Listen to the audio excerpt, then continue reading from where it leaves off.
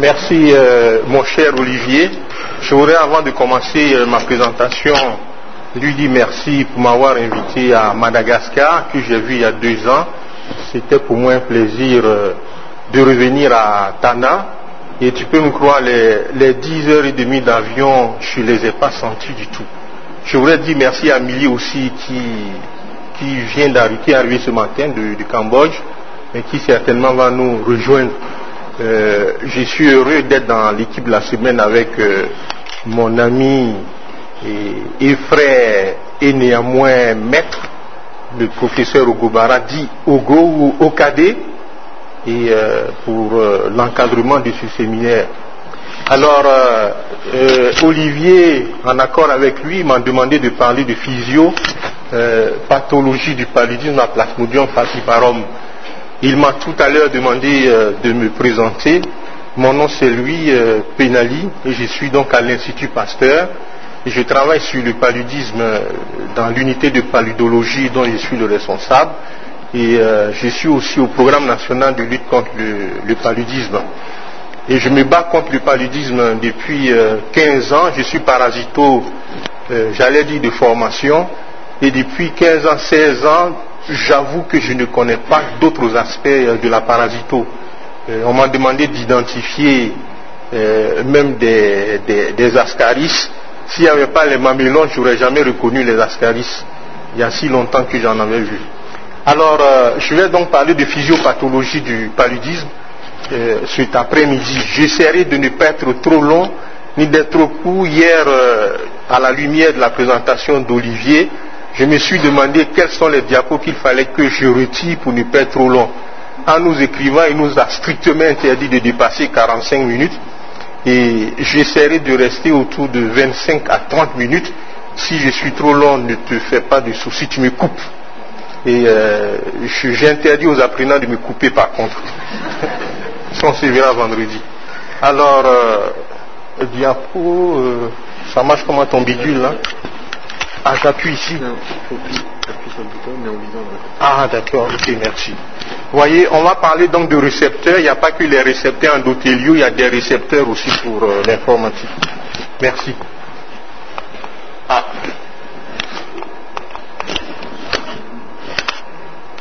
Tu vas me les passer alors. Alors, pour des raisons didactiques, je vais suivre un certain plan qui est sur cette première diapositive. J'essaierai de situer ma présentation dans un contexte bien déterminé. Et puis après, j'aborderai les bases de la physiopathologie de l'abcès palustre, simple et grave, en m'attardant plutôt sur les caractéristiques du paludisme grave. Et puis, ensuite, en 5e position, je parlerai essentiellement des pathogénies, des complications. Je conclurai et puis je vous donnerai quelques références qui m'ont semblé importantes pour situer un peu le cadre de mon exposé de cette fin d'après-midi. La suivante. Voilà le contexte. Ça, je crois que c'est important de le dire et d'insister toujours dessus. En Afrique, nous avons toujours plus d'1 million de décès par an. Les gens qui calculent disent qu'il y a un décès toutes les 25 secondes. C'est énorme. Moi, j'ai l'habitude de dire, si vous êtes dans une salle depuis 1 heure, calculez au bout de 7 heures combien de personnes sont décédées du paludisme. Et il s'agit essentiellement d'enfants de moins de 5 ans qui décèdent de cette pathologie. 25 enfants qui vont décéder par seconde, par heure. C'est phénoménal pour une maladie qui est connue depuis l'Antiquité. Alors, plusieurs initiatives ont été entreprises, ça on le sait très bien. Il y a de très très bonnes volontés. Parmi ces volontés, il y a le Global Fund, il y a eu les programmes accélérés opérationnels de l'OMS, il y a eu plusieurs initiatives de la Banque mondiale, plusieurs initiatives de l'OUA, notamment celle de 2000, d'avril 2000 à Abuja, qui s'était donné un certain nombre d'objectifs à atteindre aux environs des années 2005, mais 2005 c'est déjà derrière nous. Alors il y a donc de nombreux engagements politiques, mais les résultats malheureusement sont peu satisfaisants de sorte qu'aujourd'hui la priorité devrait être à la prévention il y a une certaine inaccessibilité aux antipaludiques, elle est plus ou moins, j'ai mis plus ou moins, mais en tout cas, globalement, l'accessibilité aux antipaludiques, elle est faible. Faible financièrement, faible aussi géographiquement, quand on sait que dans certains pays, pour accéder à une formation sanitaire, il faut parcourir plusieurs kilomètres, quelquefois en vélo, quelquefois l'enfant au dos à pied, de nuit comme de jour, sous la pluie, sous le soleil, le plus souvent. Alors, parmi ces priorités, donc, la prévention du fait de l'inaccessibilité aux antipaludiques, mais aussi de ce phénomène de la pharmacorésistance qui s'est propagé depuis les années 80 et qui aujourd'hui est étendu dans toutes les zones impaludées d'Afrique subsaharienne et j'allais dire dans toutes les zones impaludées du monde. Chez l'enfant, l'évolution de la maladie dépend de plusieurs facteurs. Parmi ces facteurs, certains sont bien connus depuis un certain nombre d'années, d'autres commencent à l'être depuis les années 90, mais pour certains autres, enfin, c'est encore le statu quo, on ne sait pas trop comment ces facteurs interviennent dans le déterminisme du paludisme grave. Alors, la connaissance de la physiopathologie apparaît aujourd'hui, comme j'ai mis P0 comme une priorité absolue. Elle nous permettra en outre une meilleure prise en charge de la maladie et de proposer des traitements adéquats. Voilà un peu à quoi va servir la physiopathologie dont la connaissance apparaît fondamentale, elle apparaît nécessaire, incontournable. La suivante, s'il te plaît. Alors, quand on regarde un peu le cycle, ce joli chemin est dû à mon ami Ogo qui me l'a aimablement passé.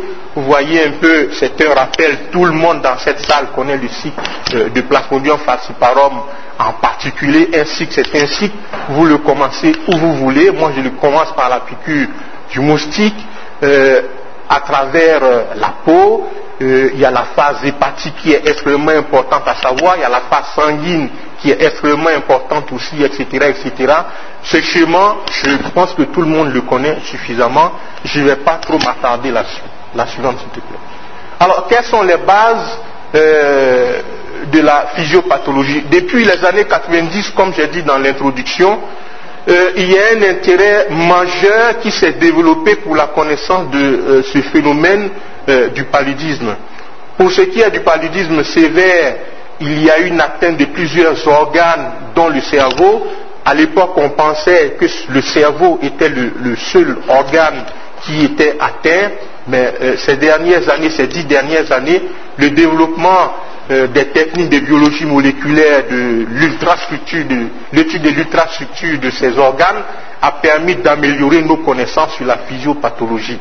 Il y a surtout l'acidose métabolique qui va intervenir, c'est tout simplement des taux de bicarbonate plasmatique inférieurs à 15 millimoles par litre. Il y a les données physiopathologiques donc qui sont de plus en plus importantes depuis qu'on a commencé à s'intéresser à l'acidose métabolique, qui est un critère majeur dans la survenue du paludisme grave chez l'enfant en particulier. Alors, c'est la responsabilité responsable de l'acidémie également, l'acidose métabolique. L'origine, elle est lactique, dépendant de certaines anomalies de la microcirculation, avec une glycolyse anaérobie qui a été suffisamment documentée par séquestration de globules rouges parasités. La suivante. Alors, quand on regarde un peu, il y a des atteintes multiples. Ce que j'ai dit dans l'avant-dernière diapositive, si je prends quelques exemples de certains organes qui sont atteints du cerveau, le rein, et Ogo l'a dit ce matin, en Afrique, les atteintes rénales sont relativement rares par rapport aux atteintes du cerveau ou du poumon. Alors, le rein peut donc être néanmoins atteint, le poumon peut être atteint, d'autres organes peuvent être atteints, j'ai bien mis quelques exemples. Alors, quand on regarde chez le même individu, mettons chez le même enfant en particulier, vous avez le cerveau qui est atteint, le rein qui est probablement atteint, vous avez le poumon qui peut être atteint, d'autres organes qui peuvent être atteints. Au milieu, si on se souvient de nos enseignements d'école primaire ou des premières classes du secondaire, il y a des ensembles communs. Alors, il y a cette partie commune dans laquelle l'enfant va se trouver avec des atteintes de plusieurs organes, ou alors le pronostic va être vraiment sombre. Malgré les traitements, vous avez beaucoup d'enfants qui vont mourir de neuropaludisme, de paludisme grave, disons, quelle que soit la précocité de ce traitement, quel que soit le traitement adéquat, le traitement efficace, ainsi de suite, vous avez un certain nombre, une certaine proportion d'enfants qui vont mourir de paludisme malheureusement. La suivante. Alors, pour ce qui est de l'accès paludisme simple, le premier signe d'appel, tout le monde le sait, c'est la fièvre. La fièvre, elle est tout simplement due à la sécrétion de cytokines et depuis 10 ans, 15 ans ou un peu plus, le rôle des cytokines dans la survenue de la fièvre a été suffisamment démontré et elle est faite donc par les cellules de l'hôte et coïncide avec l'éclatement des rosaces qui libèrent le pigment malarique qui est libérant donc une substance pyrogène et ça aussi on le sait depuis un certain nombre d'années. Quant à l'anémie qui est observée dans le paludisme, par le paludisme grave, l'anémie sévère, c'est des taux d'hémoglobine inférieurs ou égal à 5 grammes par décilitre, mais vous avez des anémies aussi qui ne sont pas sévères, elles sont dues, autant que l'anémie sévère, au moins en partie, par la lyse des hématies parasitées, c'est un phénomène purement mécanique.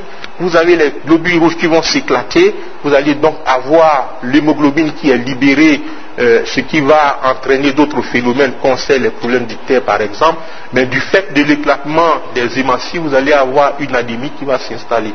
L'éclatement également des hématies saines par des phénomènes immunologiques, ça c'est un phénomène suffisamment documenté depuis un certain nombre d'années aussi. La suivante s'il te plaît. Alors toujours pour ce qui est de l'accès paludisme simple, vous avez un certain nombre de cas d'hépatosplénomégalie. Pour ce qui est de la splénomégalie, elle est due tout simplement à l'hyperactivité et à la congestion de la rate par la phagocytose des hématies parasitées. C'est le rôle aussi de la rate par les monocytes et les macrophages.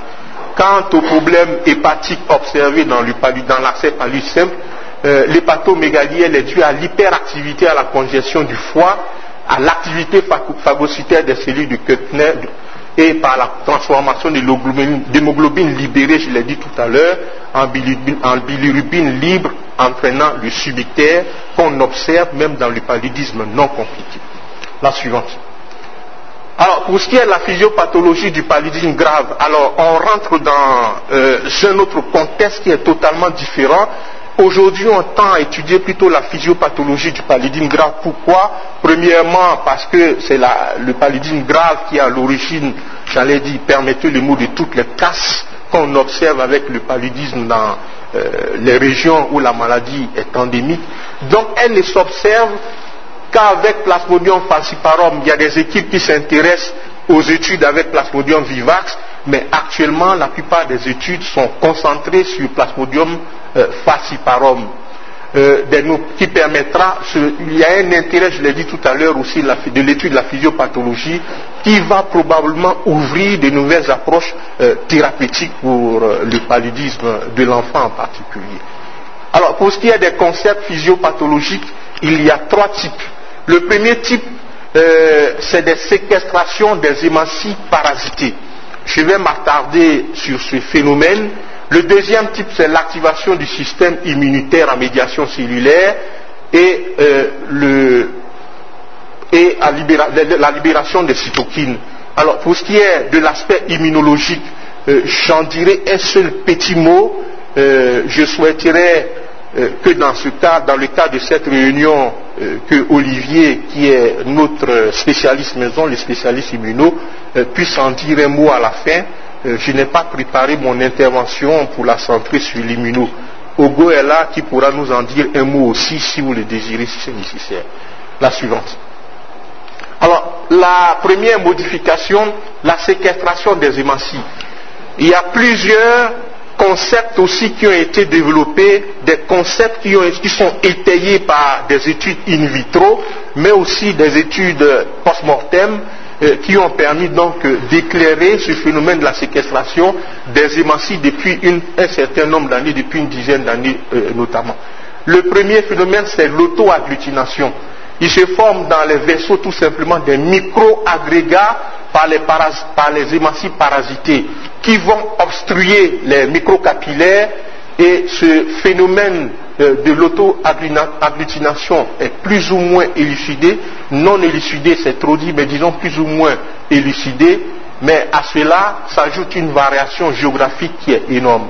Le deuxième phénomène, c'est le phénomène de rosetting, la formation de rosettes. Les rosettes, c'est tout simplement des hématies parasitées entre elles qui vont adhérer, des hématies parasitées qui vont adhérer entre elles, mais aussi des hématies parasitées qui vont adhérer aux hématies saines. Et cet ensemble va former une structure, je vous le montrerai tout à l'heure sur une photo, une structure qu'on appelle rosette. Les anglophones parlent de rosetting. Elle est variable, ce phénomène est variable d'une souche à une autre et elle est fonction évidemment de la sévérité de la maladie. Il y a une étude relativement récente au Malawi qui a montré que chez 90% d'enfants qui souffraient du paludisme grave, on trouvait des rosettes et chez 10% seulement d'enfants souffrant du paludisme simple, on trouvait des rosettes. 10% contre 90%. Donc le phénomène, pour employer le terme chouchou ou dogo, c'est significativement différent. La suivante, s'il te plaît. Parlez un peu ce phénomène de séquestration. C'est une image, j'espère qu'elle est lisible. Elle est due à Nicolas White. Vous voyez un peu un vaisseau avec là-dedans des hématies parasitées. Là, vous avez des hématies saines, l'endothélium vasculaire, les hématies saines qui vont s'agglutiner donc entre elles. Vous en avez là. Et sur la partie intérieure de la lumière, vous avez donc des récepteurs qu'on appelle il y a des protubérances qu'on appelle des knobs, ou alors c'est des ligues aussi. Et vous avez une hématie parasitée qui va adhérer donc à l'endothélium vasculaire à travers donc les récepteurs endothéliaux. Vous avez ce rosetting qui est là, vous avez une hématie saine sur laquelle viennent s'agglutiner des hématies non parasitées, et c'est ça en fait le phénomène de séquestration, l'obstruction des micro-vaisseaux qui va entraîner cette panoplie d'événements observés dans le neuropaludisme, à savoir l'hypoxie, voire l'anoxie, etc., etc. La suivante. Alors, la séquestration des hématies, donc, il y a d'abord le phénomène de la cytoadhérence sur l'endothélium vasculaire, je l'ai montré tout à l'heure sur la figure. Il y a également cytoadhérence au niveau des cellules trophoblastiques du placenta. Ça, c'est l'étude des spécialistes du paludisme de la femme enceinte. On a un groupe au sein de l'Institut Pasteur, au CRMS au Niger, à Dakar, à Abidjan. Je pense que Dakar, on a demandé à Madagascar, de participer à l'étude du paludisme placentaire. Et donc, ce phénomène est par contre bien élucidé et qui permet donc un développement plus facile du plasmodium. C'est en fait tout simplement un phénomène qui va permettre au plasmodium de se protéger contre les agressions de l'hôte. Et c'est une défense en fait du plasmodium falciparum en particulier, se développe mieux en adhérant donc aux cellules de l'endothélium vasculaire et aux cellules trophoblastiques du placenta. Alors, quel est le rôle des protubérances que j'ai montré sur la figure précédente? Le rôle est extrêmement important. Elle intervient dans l'adhésion des hématies parasitées aux cellules endothéliales. Ces récepteurs ont été suffisamment étudiés par certaines équipes de recherche aussi. Ce qu'il faut noter concernant toujours ce phénomène de cytoadhérence, qu'il y a la présence d'adhésines plasmodiales sur les knobs qui sont très antigéniques, qui sont étudiées actuellement par certaines équipes qui travaillent sur les candidats vaccins.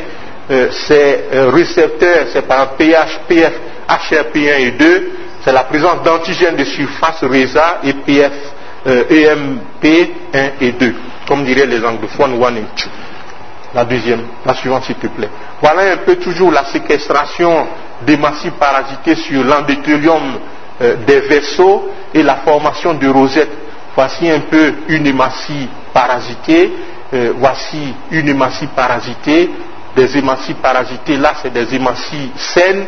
Si vous vous rappelez un peu de vos cours d'hématologie, les hématies sont des structures biconcaves, donc celle-là, LSN, LSN, ça ce sont par contre des rosettes, la formation de rosettes, des rosettes au sein des capillaires, au sein des capillaires, des microcapillaires, entraînant donc une diminution de la perfusion, entraînant l'hypoxie, voire l'anorexie dont je parlais tout à l'heure. La suivante, s'il te plaît.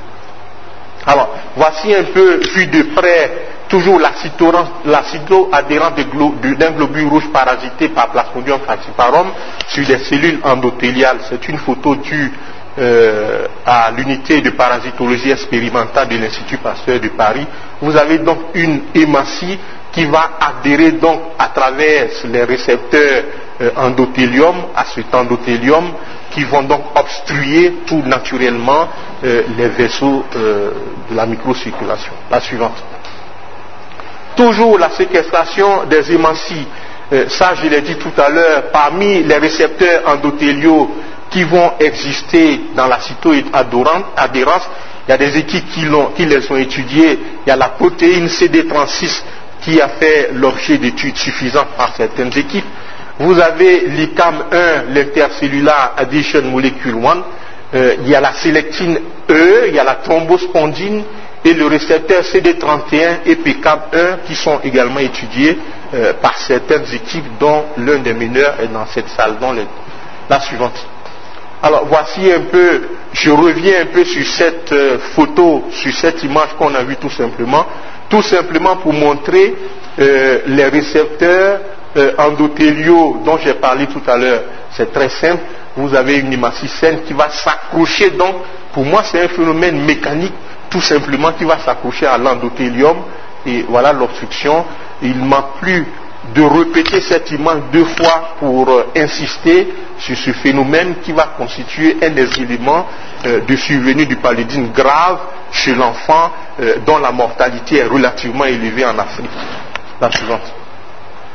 Alors, quant au mécanisme immunologique, je l'ai dit au début de mon intervention, je laisserai la tâche à Olivier et à Hugo de parler des mécanismes immunologiques. Je ne l'ai pas développé du tout. J'aurais resalué Milly qui est assis, pas à la droite d'Hugo, pas à la droite de Dieu le Père, mais à sa gauche. Alors, à la gauche d'Hugo, pour développer peut-être avec nous ce problème de mécanisme immunologique, à moins qu'on le fasse au cours d'une des autres présentations à venir. Le rôle de l'immunité à médiation humorale apparaît aujourd'hui peu probable, elle est peu étudiée. Le système à médiation cellulaire impliquant les lymphocytes CD4 et les macrophages est par contre extrêmement important dans les mécanismes immunologiques.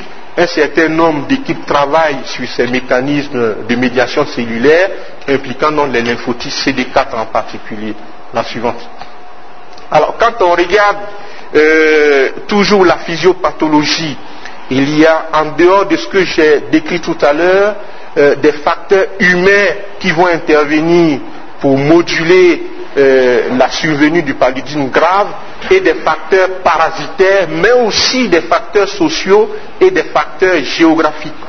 Pour ce qui est des facteurs parasitaires, en commençant par eux, il y a évidemment le niveau de résistance de Plasmodium falciparum aux antimalariques utilisés dans la région concernée. Il y a l'importance de l'inoculum, c'est la même chose pour les maladies bactériennes. Si vous avez reçu une seule piqûre infestante, la gravité ne sera pas la même que si vous avez reçu 100 piqûres infestantes.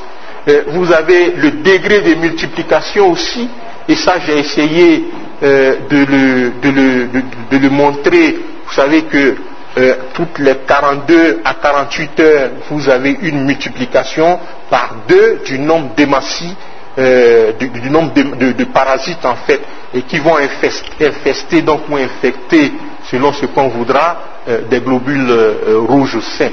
Vous avez la cytoadhérence au niveau parasitaire qui va intervenir aussi. Évidemment là, la cytoadhérence, il faut le mettre entre les facteurs parasitaires et les facteurs humains. Vous avez le phénomène de rosetting qui est important dans le déterminisme du paludisme grave. Vous avez aussi le polymorphisme des gènes. Vous avez des toxines parasitaires qui sont libérées également, qui vont jouer un rôle extrêmement important dans la survenue du paludisme grave. Deuxièmement, les facteurs liés à l'hôte. Parmi les facteurs liés à l'hôte, vous avez un certain nombre. D'abord l'immunité. Ensuite, vous avez les facteurs génétiques. Parmi les facteurs génétiques, je voudrais vous citer quelques-uns. Il y a la drépanocytose et les thalassémies qui vont jouer un rôle protecteur, un rôle donc de résistance au paludisme. Donc il y a des moments pour éviter le paludisme, il faudrait souhaiter être drépanocytaire, n'est-ce pas? Et vous avez donc des gènes polymorphes, le problème des gènes polymorphes. Et parmi les gènes polymorphes, il y en a de deux types. Il y a des gènes liés au système HLA et puis il y a les gènes qui sont indépendants du système HLA. Vous avez l'état de grossesse qui contribue aussi à l'aggravation du paludisme chez l'hôte. Enfin, parmi les facteurs socio-géographiques, ça paraît important en Afrique, c'est un facteur qu'on ne mesure pas suffisamment à mon avis. Vous avez l'accessibilité au traitement, je l'ai dit au début de mon intervention, l'accessibilité, elle n'est pas seulement géographique, bien sûr, elle est également financière. C'est pour ça on l'a classée dans les facteurs socio-géographiques.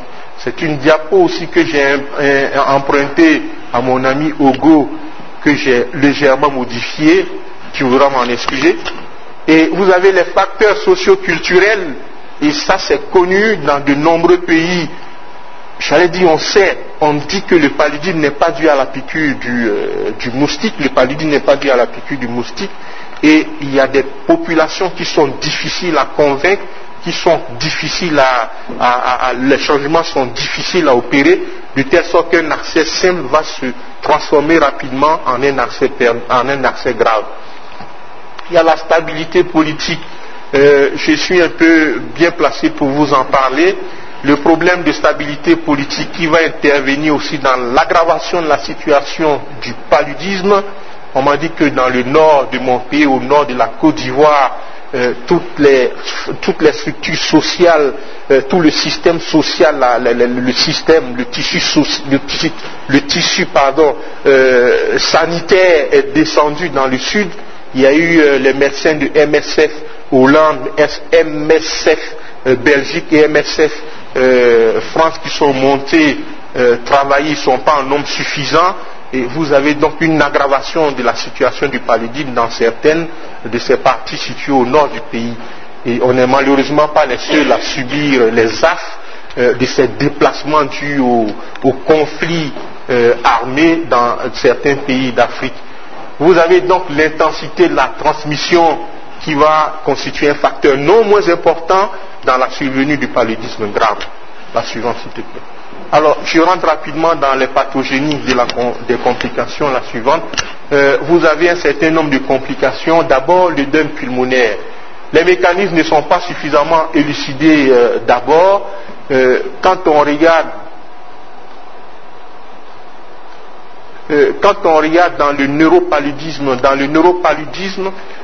vous pouvez avoir une atteinte pulmonaire sous-jacente aussi.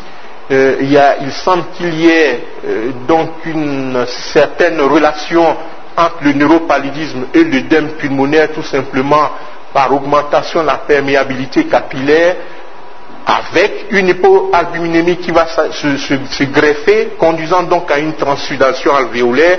Et tout apport, ça il faut le savoir, tout apport liquidien excessif va conduire à un œdème de surcharge. C'est important dans les perfusions qu'on fait, notamment avec les solutés dans le paludisme grave, dans le neuropaludisme, et qui peut conduire donc à un problème pulmonaire sous-jacent. La suivante. Toujours dans l'œdème pulmonaire, il existe par contre, indépendamment des apports excessifs liquidiens, il existe par contre de véritables syndromes de détresse respiratoire qui vont évoluer, ça on le sait, dans plus de 80% des cas, vers le décès malgré le traitement.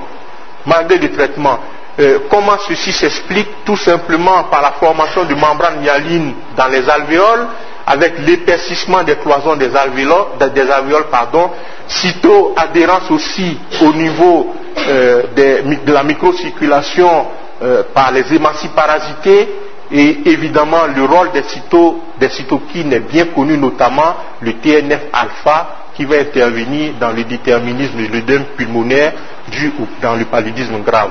La suivante. Alors, je vais parler rapidement des désordres hémodynamiques. C'est tout simplement la conséquence d'une hypovolémie avec des déperditions digestives qui peuvent être importantes. Alors, quant aux complications infectieuses, on a commencé depuis un certain nombre d'années à s'intéresser aux co-infections qui sont très souvent associées du fait de la dépression de l'immunité. Parmi les co-infections, vous pouvez avoir des septicémies à germes gram négatifs, entraînant donc des chocs algiques et des décès brutaux. Vous avez des co-infections bactériennes donc qui sont relativement fréquentes et des co-infections parasitaires, notamment par les schistosomes. L'une des co-infections auxquelles on commence à s'intéresser depuis un certain nombre d'années, j'ai oublié de le mettre, c'est la co-infection avec l'infection à VIH qui a commencé depuis un certain nombre d'années à susciter pas mal d'intérêt. Tous ces phénomènes vont entraîner une hypotension avec les acidoses lactiques. En général, l'acide lactique va être libéré par les parasites ou les bactéries qui vont aggraver donc l'acidose métabolique avec production de cytokines, essentiellement toujours il s'agira de TNF-alpha. La suivante. Quant à l'hypoglycémie, et on sait depuis longtemps que c'est une des complications majeures du paludisme, que ce soit chez l'enfant ou chez l'adulte, chez la femme et les enfants en particulier de moins de 5 ans vivant en zone d'endémie. Le rôle de la quinine, elle est connue puisque la quinine est une molécule, c'est une substance hypoglycémiante qui va augmenter donc la sécrétion d'insuline au niveau des cellules bêta Langerhans du foie et donc entraîner une sécrétion accrue de l'insuline, donc une hypoglycémie. Il y a par ailleurs une atteinte de la glycogénèse hépatique par dysfonctionnement hépatocellulaire, je l'ai montré tout à l'heure. Le TNF-alpha, c'est-à-dire les cytokines, vont inhiber cette même glycogénèse et une augmentation de consommation tissulaire accrue du glucose. Et on sait par ailleurs que les parasites se nourrissent de sucre aussi. La suivante. Quant à l'insuffisance rénale, la sévérité de l'insuffisance rénale est liée à la charge parasitaire associée à l'ictère, l'hémoglobinurie, mais aussi l'œdème pulmonaire. Je répète, les complications rénales sont moins fréquentes en Afrique subsaharienne, elles sont moins fréquentes chez l'enfant et certaines ont été néanmoins décrites par certaines équipes. Elle est aggravée par la déshydratation et l'hémoglobinurie et la modification des fonctions rénales par la cytoadhérence des hématies parasitées, par l'accumulation d'hémoglobine et des débris d'hématies dans les tubules rénaux. Voici donc des facteurs aussi d'aggravation de l'insuffisance rénale. Il faut noter que pour ce qui est de la bilieuse hémoglobinurique, c'est un mécanisme immunoallergique, parfois dû à des traitements par des aminoalcools différents. La bilieuse hémoglobinurique n'est pas le fait seulement des sels de quinine, mais elles peuvent être dues à d'autres dérivés. Certains dérivés de l'artémisinine ont été décrits comme incriminés dans la survenue de la bilieuse hémoglobinurique, mais la documentation ne semble pas suffisante, les études ne sont pas totalement probantes pour le montrer. Et même il y a des substances d'origine naturelle de la pharmacopée, des pharmacopées locales qui ont été impliquées dans la survenue de la bilieuse hémoglobinurique.